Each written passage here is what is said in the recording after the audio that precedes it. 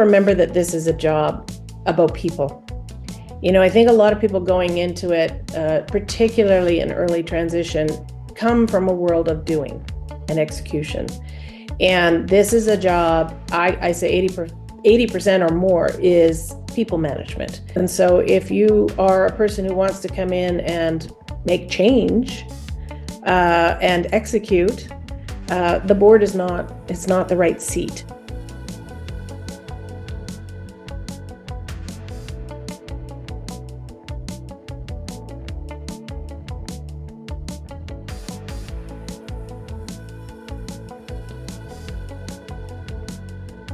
Trained as a lawyer and had spent about 7 years in private practice and transitioned into corporate counsel, in-house counsel. And I did that in a number of regulated companies for a period of 16 years, during which time, as many of us do in the professions, you volunteer for either professional associations or community organizations, not-for-profits, both as an opportunity to expand your skill set and as a way of giving back. And so I had been doing that, particularly in the last 5 years where I practiced law full-time and was taking on a number of vice chair and chair roles in those organizations, going through very significant strategic decisions and implementation of capital projects, and finding that from a balance perspective for me, I was using a broader range of skills. And so while my legal career was quite analytical, quite business oriented, I was in a professional lane within my organization. And I'd gone and done an executive MBA. I'd done everything I could to sort of stretch my skill set. But when I was sitting in boardrooms, I was using sort of the full brain. And so for me, that was an important transition point. The second decision I had to make was whether I wanted to wait until I was retired or try and do it mid-career. And I think the bold move and what distinguishes me is that I made this transition sort of between 45 and 47. It took a couple of years to step off of a day job and do governance full time. But so I didn't, it's not an overnight decision. But to do that in my late 40s and focus on governance as an actual career, not as a retirement second career, was, I think, unique.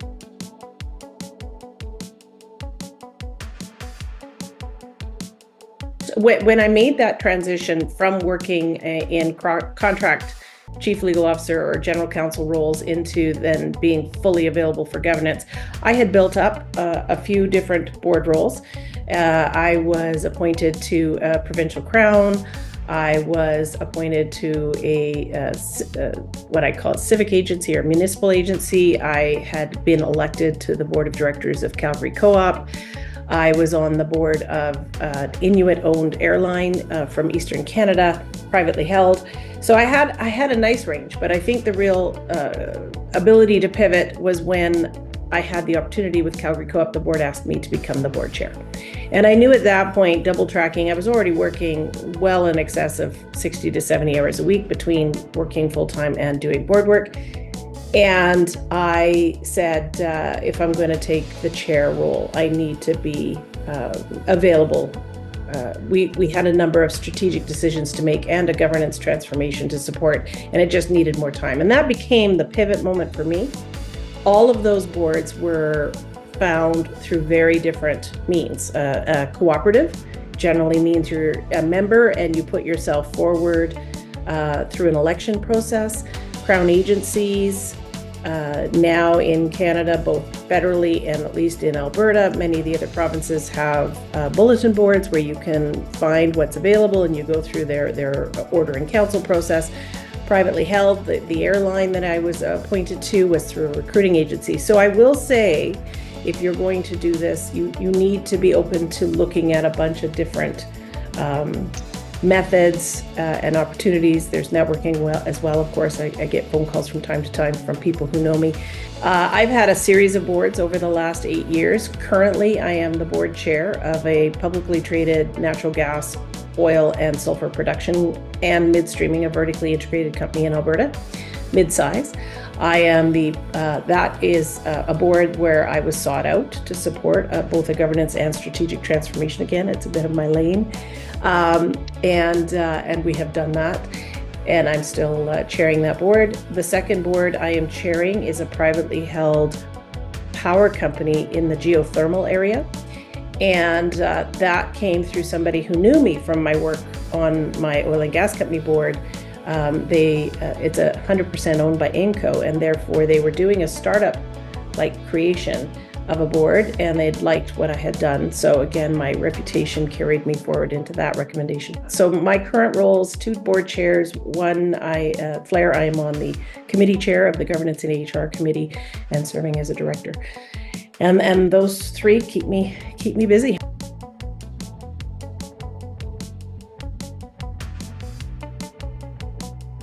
I think it's persistence. I think you have to understand that the board search process is a funnel. It's a sales funnel. And there are not only a tremendous number of very qualified people that are finally seeing themselves in the role, and putting themselves out there for the role, but that even if a board profile looks like it's a really good match for you, there's so many fundamentals, like, call it making the pizza. There's so many different pieces of that are beyond just, we're looking for, identify skill, a lawyer, an accountant, an engineer, a C-suite executive with accountability for HR, whatever those are.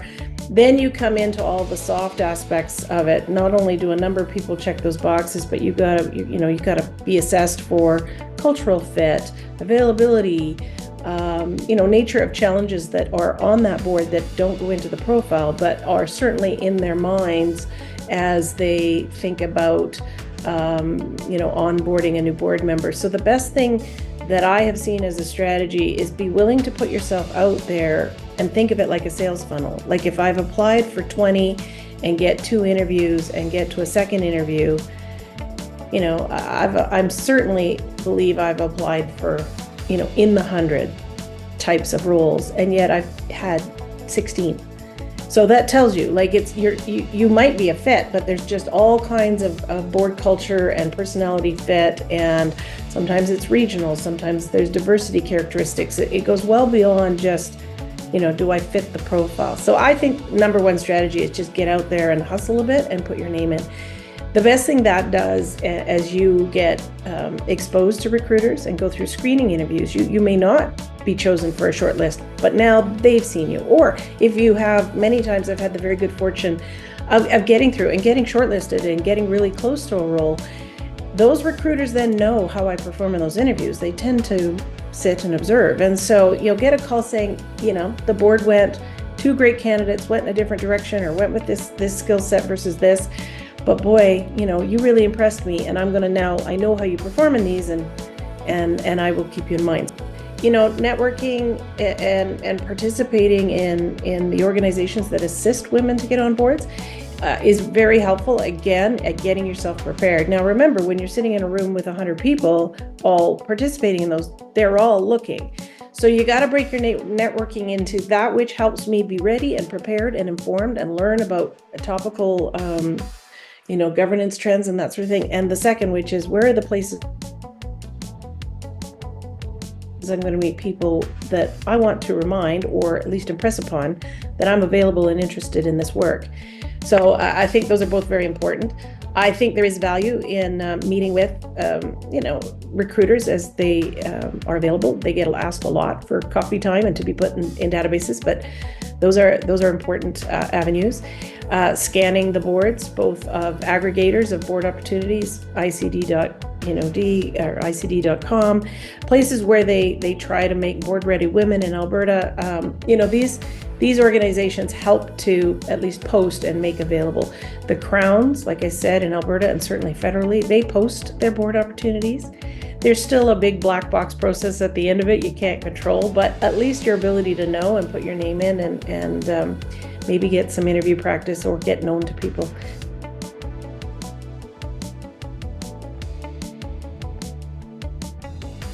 Well, it depends. If I'm looking for an audit committee chair, then I'm looking for obviously both a professional designation and experience.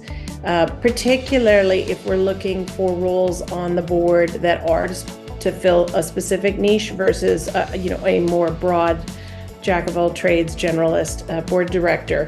You have a little bit more play, but generally a good board, a governance board will have a skills matrix, and they will be looking and have identified the 1 or 2, 3 members they might be recruiting for, what they're specifically looking to bring in, whether it's industry experience or executive experience or professional experience.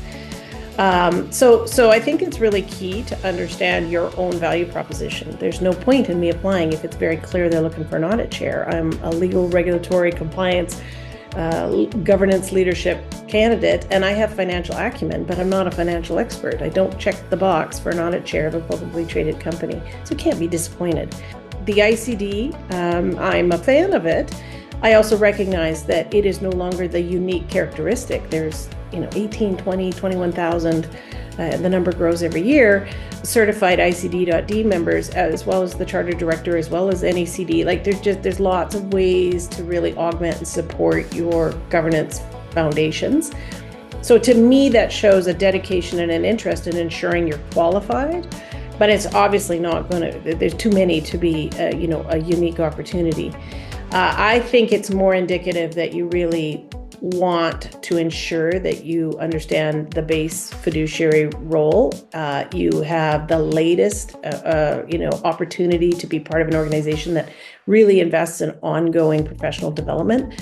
And you can do that with or without the ICD.D. You can just participate as a member for, a few $100s a year and take a lot of really, really great short courses, as well as participate in all of the networking events. So that's what I'm looking for. I'm just looking for somebody that, sometimes there's a board where it might be really open to bringing on a very unique skill set that maybe the governance background is not as essential. There are boards where what I'm recruiting for is somebody who really has been through it a bit in governance and actually has some of the wisdom to manage transformation. The other thing I will say, actually, is the difference between a board resume and an executive resume.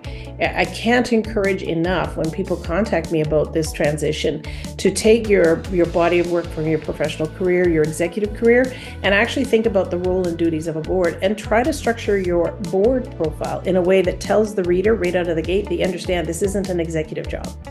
You are not, you're not sitting as a CEO on the board, you're sitting as a board director, and you understand the difference between management and governance. And some of that I can see right away when I'm reviewing a resume. If I've just got your executive listing and you haven't tried to pull through either where you reported to boards, or you volunteered on boards, or you had a board governance experience, or you participated in transactions that went to a board level, so that I can at least see that you're trying to demonstrate that board proposition, not just I'm really wise because I've been a C-suite executive. That's a really key indicator that I actually look for, probably more, unless I'm specifically looking for credential.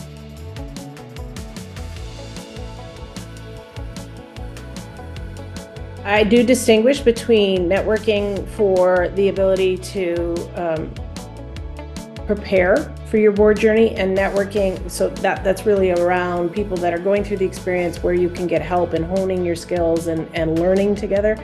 The second, networking, which is trying to be out and present, that people understand you would like to be considered for board roles. I think the second, for me personally, I've always found it very difficult to get a lot of success in what I'd call cold networking. So there are events and things you can go to, you shake hands, you hand out cards. To me, that's a very, very hit and miss type of opportunity, and you have to really love that to excel at it. I think the most important part about this second bucket of networking, which is that I'm trying to make sure my name is out there and people know what I'm seeking, is what I'd call warm networking. Staying in touch with people you've worked with, particularly if you've had a fairly expansive career. There are people that you started with in early jobs or in early management level jobs that have now gone on to do fantastic things, who just, if you could just make sure you've stayed in contact with, let them know where you're going, what you're doing, how you've progressed.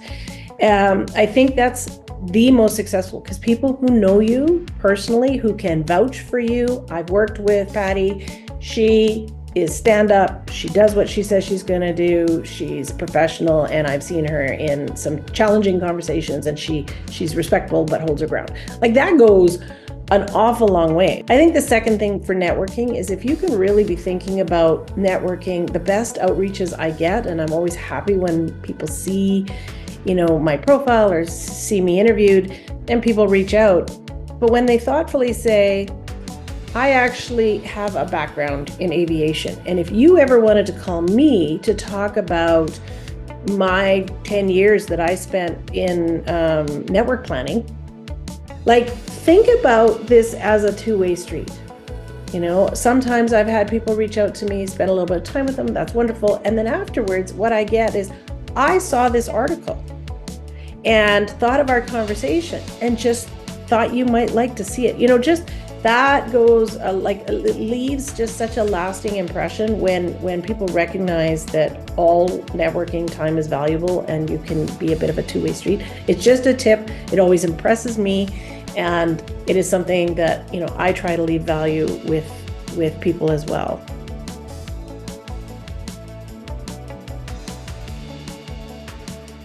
I really believe in cover letters. I always figure that's your worst case scenario, is it didn't matter to the person you're sending it to and they just flip over it. But if it does matter to the person, then you've done it. So I try to take that moment to pick out two key areas where I think I'm the strongest alignment and just focus on that. So it's not a cover the waterfront, but it's I noted a particular preference was, a background in capital infrastructure projects. And I would point out that I've done A, B, and C.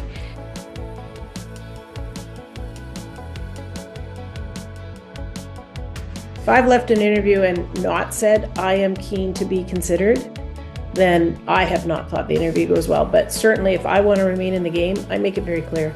There's nothing worse than sitting as an interviewer going, I wonder if they want it. So be clear. If you want it, say you want it. I think secondly, obviously, table stakes to do some research. I am certainly not an expert or proponent on using AI, but I think people can, put in the position, pull me some key areas I might want to think about in preparing for this interview. So whether it's just Google searches or going into CDIR and looking at corporate disclosure or whatever, spend your time trying to walk in, because the first question is, why are you interested? What do you see as an alignment? Or my second favorite question, what do you see as our key challenges? Well, if you haven't put in that time, you're going to give very generic answers.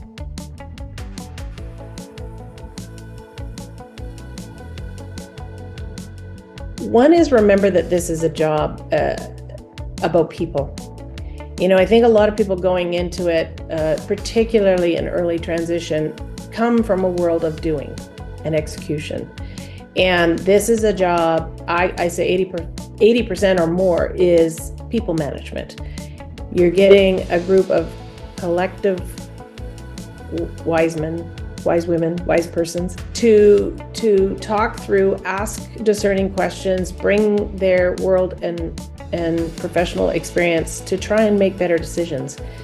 But it is a job of personalities. And so if you are a person who wants to come in and make change and execute, the board is not the right seat. I think the second thing I would say is be really mindful. I feel that my board, it's an evergreen process, because as you gain experiences, your value proposition changes. So I think it's both be mindful of what this job really is and be mindful of how you grow, and really spend the time to constantly be in, you take a great course or you have a great opportunity, make sure your board profile reflects those things, and you think about how to keep adapting your own description of what you add, because those experiences are really valuable.